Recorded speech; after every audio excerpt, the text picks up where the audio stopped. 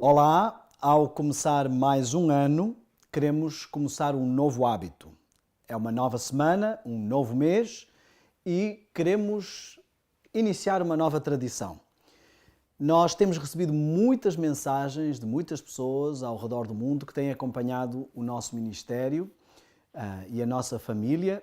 Queremos agradecer a todos pelas palavras de ânimo que nos enviam e de encorajamento espiritual, mas temos sentido que não temos conseguido responder a todas essas mensagens. Isso nos tem preocupado e temos buscado encontrar uma maneira de atender mais a essas pessoas, porque uma boa pergunta merece uma boa resposta e nós não queremos deixar ninguém sem respostas. Então, fomos à busca de respostas. Como encontrar uma solução para isto?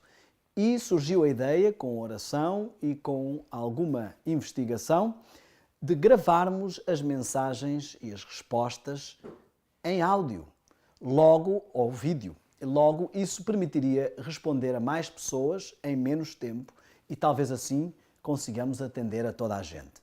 E foi assim que nasceu o diálogo. Portanto, a partir de 2017, nós vamos começar todas as semanas a ter uma sessão de diálogo. Serão 52 sessões de diálogo, mais ou menos, ao longo do ano, e tencionamos responder a todas as pessoas que nos têm escrito. Então, vamos avançar, vamos a isto. Vamos então à busca de respostas. A primeira mensagem que eu tenho aqui é uma mensagem que vem de Cabo Verde. Interessantemente, é uma mensagem que vem da primeira igreja adventista onde eu frequentei. Era a igreja da cidade da Praia, onde os meus pais foram professores na missão. E é uma mensagem simples, mas que pede um vídeo de encorajamento para a igreja. Mostra alguns exemplos de pessoas que já enviaram esses vídeos e, então, pessoas de várias partes do mundo que têm enviado. É bom o povo de Deus estar nesta comunicação uns com os outros e nós queríamos já ter feito isso no sábado passado, mas vamos fazer para este sábado, para a igreja do Platô.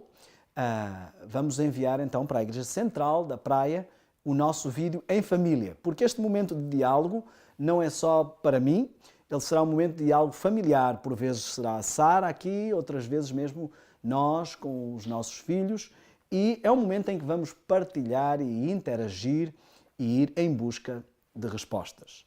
Bom, tenho aqui mais algumas perguntas. Antes de irmos às perguntas, eu queria ir a algumas mensagens de encorajamento que nós recebemos. Eu tenho aqui uma mensagem de Angola, por exemplo. Nós recebemos muitas mensagens de Angola. Um grande abraço aos irmãos que nos acompanham a partir de Angola. E diz assim esta mensagem. Nem imagina quão bem as suas mensagens me têm feito. E me senti muito mal ao ouvir as coisas que por vezes dizem, não é? Que estão dizendo. Diz, por favor, pastor, não desanime. O seu ministério tem sido uma grande bênção aqui em Angola que o senhor nem imagina. No caso, o nosso ministério, porque não é um ministério só meu, e é um ministério familiar. E depois termina com uma frase interessante. O mesmo sol que derrete a vela endurece o barro, ou a vela ou a manteiga, uma imagem, uma ilustração muito conhecida. Uma outra mensagem de encorajamento que temos aqui vem de um pouco mais de perto, vem da Flórida.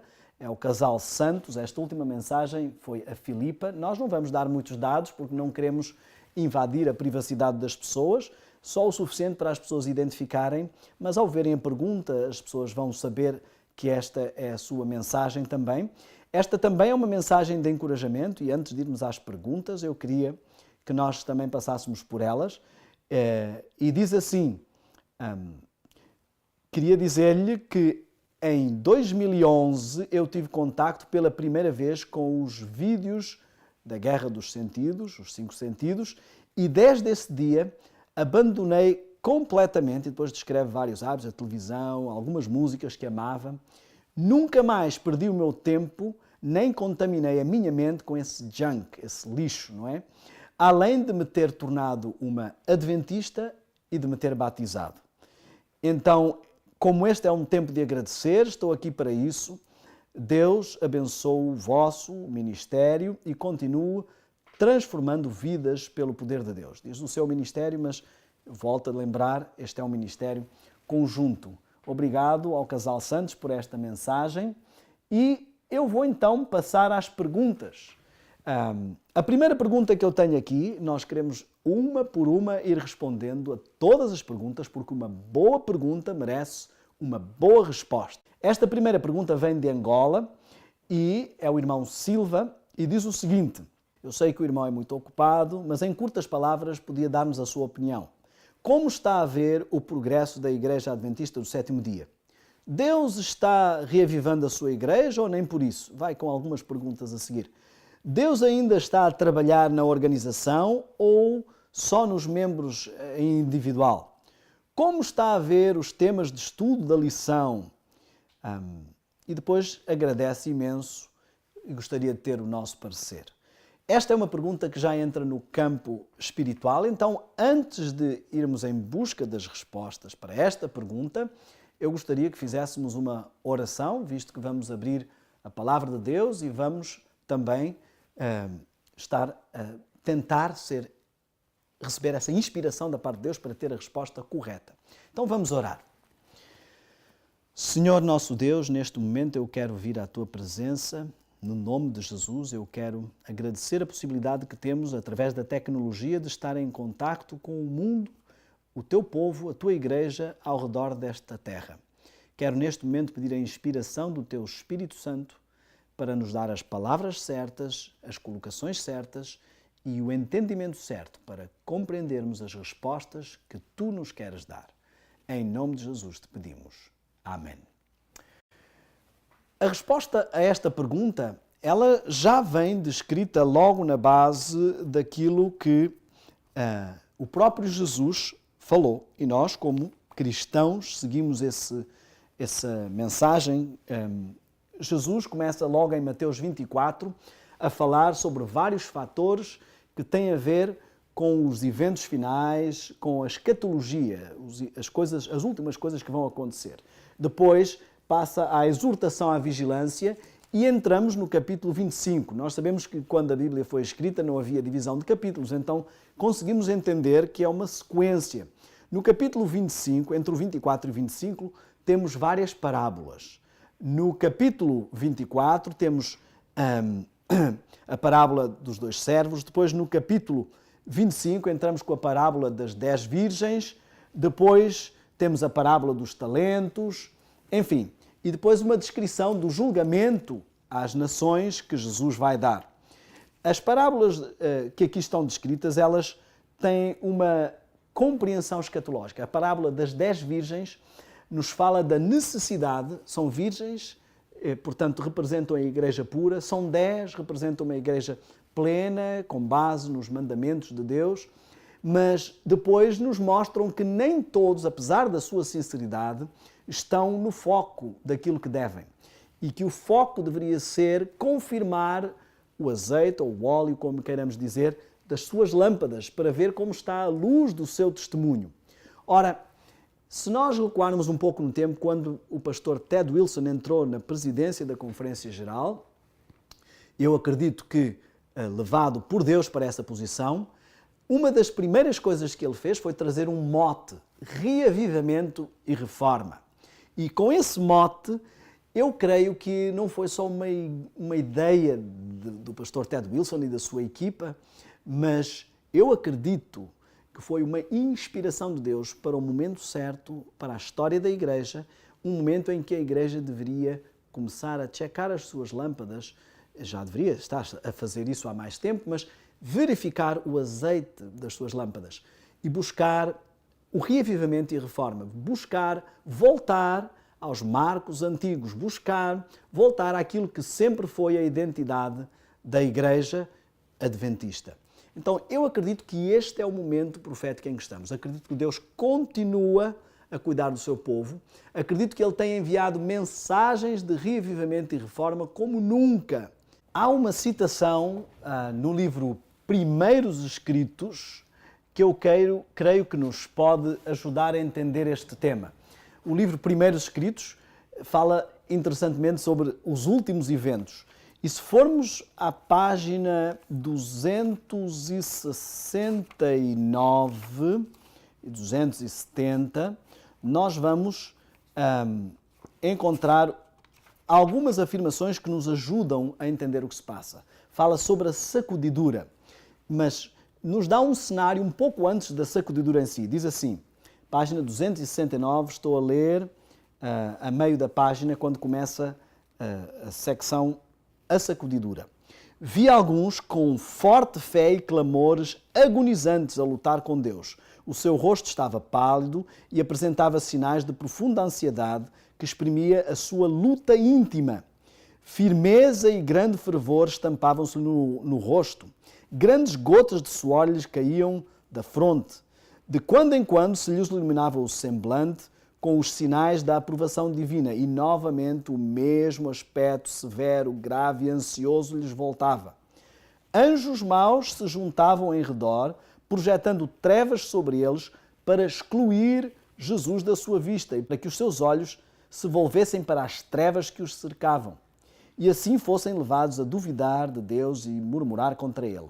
A sua única segurança consistia em conservar os olhos voltados para cima.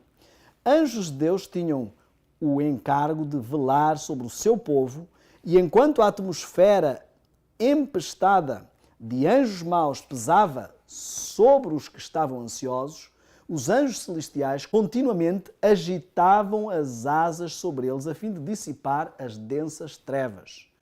Enquanto os que assim oravam prosseguiam com os seus ansiosos clamores, por vezes lhes vinha um raio de luz procedente de Jesus para lhes reanimar o coração e iluminar o rosto. Alguns, vi eu, não participavam dessa agonia e lutas, pareciam indiferentes e descuidosos, não se opunham às trevas que os rodeavam e estas os envolviam semelhantes a uma nuvem densa. Os anjos de Deus deixavam estes e iam em auxílio dos que se afligiam e oravam. Vi anjos de Deus apressarem-se para assistir a todos os que lutavam com as suas forças todas a fim de resistir aos anjos maus e procuravam auxílio clamando a Deus com insistência.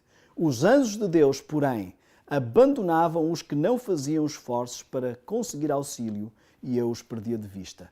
E depois ela diz assim, perguntei o significado ou a significação da sacudidura que eu via e foi-me mostrado que era determinado pelo testemunho direto contido no conselho da testemunha verdadeira à igreja de Laodiceia. Depois ela diz que isto produziria uma mudança no que a receberia e uma resistência, diz assim, alguns não suportarão esse testemunho direto, levantar-se-ão contra ele e isto é o que determinará a sacudidura entre o povo de Deus. Este texto nos ajuda a entender o cenário. O que antecede a sacudidura, o que antecede essa crise agonizante que nós vemos é o testemunho da testemunha verdadeira. É a mensagem de reavivamento e reforma que está neste momento a ser enviada à igreja. A igreja tem recebido mensagens e pregações como nunca, chamando a atenção para aquilo que é a sua identidade e para o regresso, o voltar àquilo que é a sua identidade, quanto à música, quanto ao vestuário, quanto à alimentação, quanto a todas as formas de estar. Alguns estão a dar ouvidos e a deixar que o Espírito Santo opere nas suas vidas. Outros estão a resistir e isto está a criar uma polarização, dois grupos dentro da igreja, dois partidos que se desenvolvem. Isso se vê em todas as atividades da igreja e isso vai culminar numa sacudidura e numa polarização desses dois grupos até termos trigo e joio e as decisões finais. A partir daqui vão sempre formar-se e definir-se cada vez mais dois grupos dentro da igreja. Isto está na base do momento em que estamos e assim vamos entender porque é que temos tanta apostasia por um lado, mas ao mesmo tempo uma apuração tão forte do Espírito Santo em prol das pessoas e da igreja. Portanto, nós temos apostasia na igreja, mas não uma apostasia da igreja. O Espírito de Profecia nos diz claramente que Deus, quando se reúne a Conferência Geral com delegados de todo o mundo, ele se manifesta e ali se manifesta a voz de Deus. E nós vimos isto ainda mesmo na última Conferência Geral, como Deus zelou por aquilo que é a identidade da sua igreja. Então, irmão Silva, eu acredito que Deus está a operar o reavivamento e reforma na igreja como um todo, embora isso não atinja todas as pessoas, porque vamos ter trigo e joio, vamos ter dois grupos, e então Deus não está a trabalhar apenas com indivíduos ou membros individuais, Ele está a trabalhar com a instituição, com a Igreja, apesar de todos os problemas que ela possa estar a enfrentar e apesar de ter apostasia a miná-la por todo lado. Isto só consolida que esta realmente é a Igreja de Deus, a menina dos olhos dele, e que ele ainda não abandonou. Ele não abandona o seu povo por causa da apostasia. Ele tem o seu limite.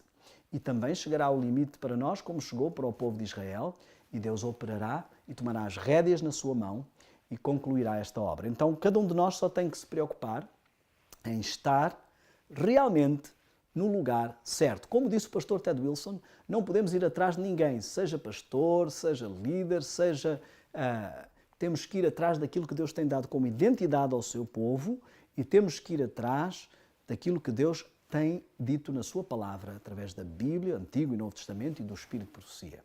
Esta outra mensagem, na realidade, recebemos já de várias pessoas. Ela tem a ver com um post de Facebook, um post de um vídeo que foi colocado no Facebook e que fala sobre o período que nós tivemos em BH. E nós recebemos várias mensagens de várias pessoas pedindo para comentarmos alguma coisa no post. Nós, por norma, não entramos em debates de Facebook ou na internet, mas eu não quero deixar as pessoas que pediram algum comentário sem ter uma resposta. Uma boa pergunta merece uma boa resposta. Então, vamos em busca das respostas para esta pergunta também. Eu acho que o melhor é testemunhar o que realmente aconteceu na primeira pessoa, nada melhor do que a pessoa que esteve presente, e temos várias pessoas que estiveram presentes.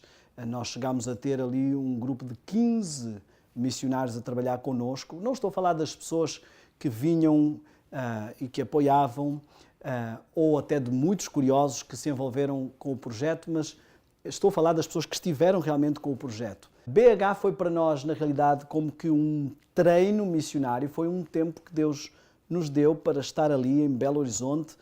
Nós estávamos nos Estados Unidos, tínhamos saído de Portugal, nós fomos a um encontro da ASI, a Associação de Empresários Adventistas. Portanto, é uma instituição estabelecida, reconhecida pela Igreja, reconhecida pela Conferência Geral, e nesse encontro o orador convidado, o orador principal era o pastor David. Foi ali que nasceu o convite para ir para o Brasil dirigir uma rede de televisão. Portanto, nós nunca tínhamos conhecido esse pastor, foi através desse encontro de cariz institucional que nós conhecemos o seu trabalho. O meu cunhado falou sobre o assunto e nós vimos que era a resposta para aquilo que estávamos a orar. Eu tenho aqui as passagens das primeiras viagens que foram feitas para o Brasil. Eu tenho aqui, por exemplo, esta foi uma saída de Miami e tenho aqui dois tramos dessa viagem, 20 de maio de 2004. Isso não teve nada a ver com TV Terceiro Anjo, não se falava nada de TV Terceiro Anjo, que é um ministério que tem estado a desenvolver um trabalho que eu acho que é bem feito, mas do qual nós não fazemos parte e não temos... Aliás, se vocês repararem, não há nenhum vídeo meu sequer na TV Terceiro Anjo.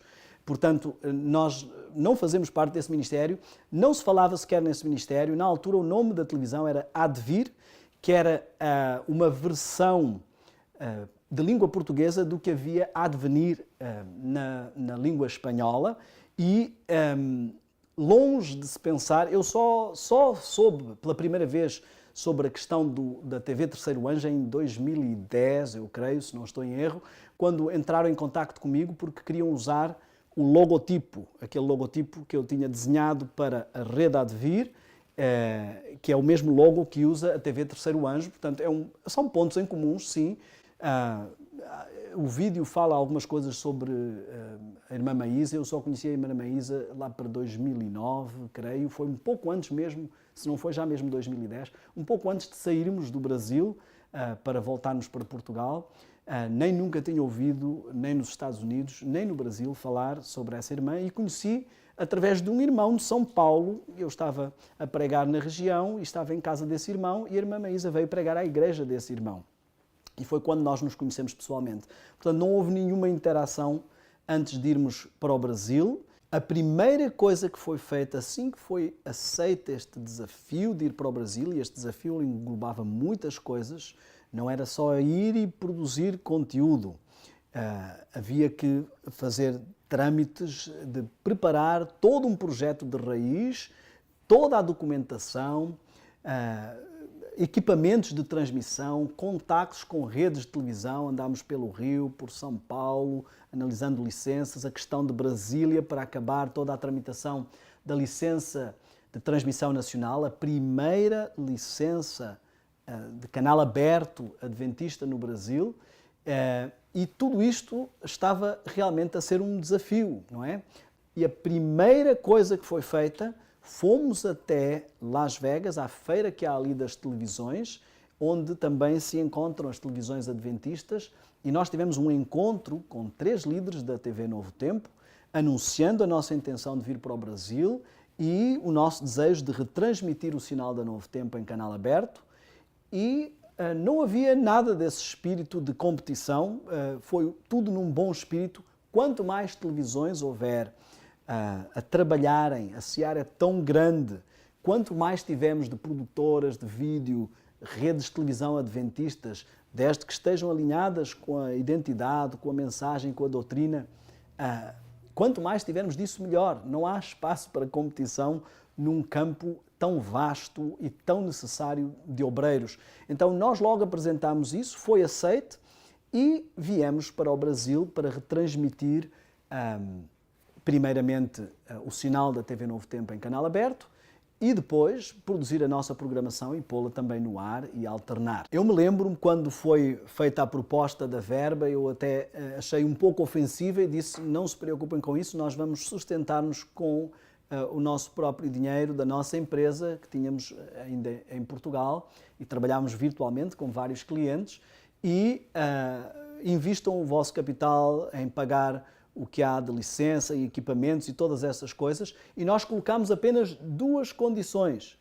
Eu pedi que fosse providenciada uma casa para a minha família ficar e um veículo para nós nos deslocarmos no Brasil. Em meados de 2004 eu vim para o Brasil e no final de 2004 a Sara veio porque estava grávida do Davi, e eu lembro-me que em relação às 2 condições que tinha colocado, quando fomos ao morro onde estava a antena e embaixo do qual estava a casa, era uma casa simples, mas bem aprumada, e eu estava todo contente ali, e o intermediário entre as pessoas que estavam a vender o canal e as pessoas que estavam a comprar, ele me perguntou: e então, e onde é que vocês vão morar?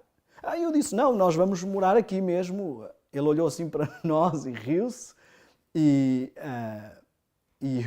eu perguntei: mas há algum problema? Ele disse assim: vocês podem até morar aqui, mas só vão morar aqui 2 dias, porque este é um dos morros mais perigosos, talvez o segundo morro mais perigoso de Belo Horizonte.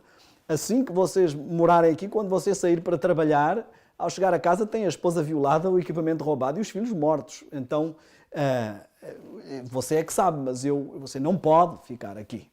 Aí eu achei aquilo estranho, nós não tínhamos pensado em nada desses detalhes, e aí surgiu então uma outra das pessoas que estava a intermediar em negociação com os equipamentos e tudo mais. Ele disse: olha, eu moro num retiro, é um condomínio fechado, e eu tenho um amigo que tem ali uma casa que está fechada. Se vocês quiserem ficar ali enquanto encontram casa, então eu vou colocar essa casa à disposição. E nós fomos. Depois acabámos por instalar-nos em Vespasiano, onde acabámos por ficar 2 anos. A nossa segunda condição era um carro, que faria parte do acordo, mas também quando chegámos não havia esse carro, e eu me deparei com uma situação. Tinha um projeto para fazer acontecer, estava num país desconhecido, não conhecia praticamente ninguém. A primeira vez que eu tive algum contacto com uma igreja no Brasil foi na Igreja Central de Belo Horizonte.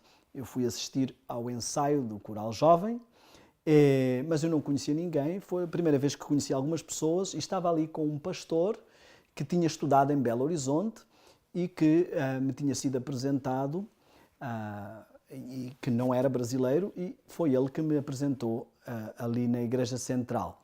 Então, ao não haver um carro e ao ter que resolver essas coisas, sabendo que não conhecíamos o lugar, não conhecíamos ninguém e que poderia haver lugares perigosos para ir, e começando a ter uma agenda de pregação também para realizar, começámos a orar para que Deus nos trouxesse uma solução. E foi quando aconteceu uma história maravilhosa, porque um dia eu chamei um táxi através de um número que me tinha sido dado por esse tal pastor, mas a pessoa que atendeu a chamada não quis fazer o serviço. Só que alguém ao lado ouviu um outro taxista que estava na praça e disse: eu faço. E esse taxista veio e foi o grande apoio enviado por Deus, porque foi um homem absolutamente disponível, que esteve connosco em todos os momentos, quando eu precisava ir pregar à noite, numa reunião de oração, e chegar tarde, ir a um morro, fosse um morro alto, fosse o Alto Vera Cruz, fosse onde fosse, ou quando eu precisava sair de manhã para uma madrugada com Deus, e pregar em algum lugar, alguma coisa, o que fosse preciso. Este homem esteve sempre disponível. Estávamos ali num desafio muito grande, com todo um equipamento caríssimo de transmissão e retransmissão, mas nós tínhamos zero de produção.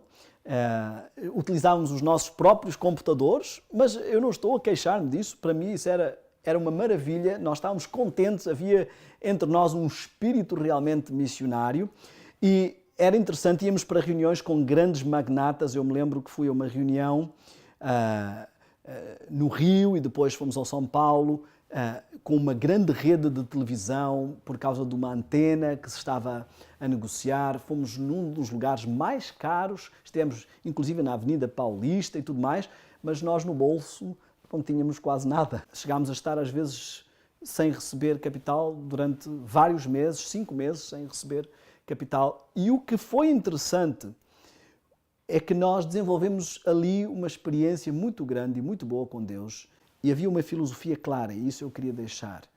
Primeiro, a nossa filosofia era nunca pedir nenhum tipo de doação ou oferta.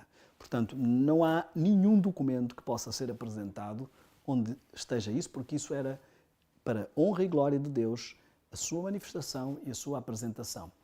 Segundo, não há nenhum documento, nenhuma pregação, nem nenhum escrito de desânimo ou desespero buscando dízimos ou dizendo às pessoas que estava correto pegarem no seu dízimo e apresentarem.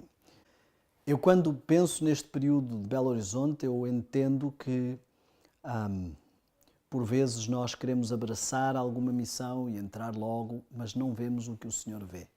E quando nós recebemos esse convite, estávamos entusiasmados. Hoje, olhando para trás, eu vejo que para Deus era um momento de treino e preparação, onde havia muito para aprender, onde estávamos muito aquém da compreensão do ministério que Ele tinha para nós. E desde esse tempo em que fui muito contente dirigir a rede de televisão ali, até depois a me tornar um pregador e um evangelista leigo, até depois ir fazer teologia e me tornar um pastor, havia todo um caminho que eu nunca pensei que se fosse desenvolver, mas que o Senhor sabia e que Ele traçou esse trajeto. As pessoas às vezes, ou por desconhecimento, ou por falta de dados ou documentos, elas correm o risco de entrar pelo campo do erro ou da mentira e dizer alguma coisa que não corresponde aos factos, e então achamos que é sempre bom, e isso é um desafio que fazemos a todos, que sempre, quando as pessoas fazem afirmações, que elas apresentem os documentos daquilo que estão a dizer e comprovem o que estão a dizer, e que não seja só uma afirmação gratuita. E assim chegamos ao fim da nossa primeira sessão de diálogo de 2017 e queremos concluir com algo que queremos fazer todas as semanas. Queremos, a cada semana, deixar um versículo para memorizar. Queremos deixar um versículo da semana. E para esta semana eu gostaria de vos convidar a abrir as vossas Bíblias no livro, na primeira epístola de Pedro, no capítulo 5, onde temos a passagem bíblica, o texto bíblico para esta semana. O desafio é, a cada semana, memorizar um versículo bíblico. E eu queria agora entrar no texto para memorizar. Humilhai-vos, pois, debaixo da potente mão de Deus, para que a seu tempo vos exalte. Esta é a parte que eu quero destacar. Lançando sobre ele toda a vossa ansiedade, porque ele tem cuidado de vós. Sede sóbrios, vigiai, porque o diabo, vosso adversário, anda em derredor, bramando como leão, buscando a quem possa tragar. Que Deus possa abençoar a cada um durante esta semana e, se Deus quiser, na próxima semana cá estaremos para mais um diálogo, porque uma boa pergunta requer uma boa resposta e nós gostamos de ir em busca de respostas. Até para a semana, se Deus quiser.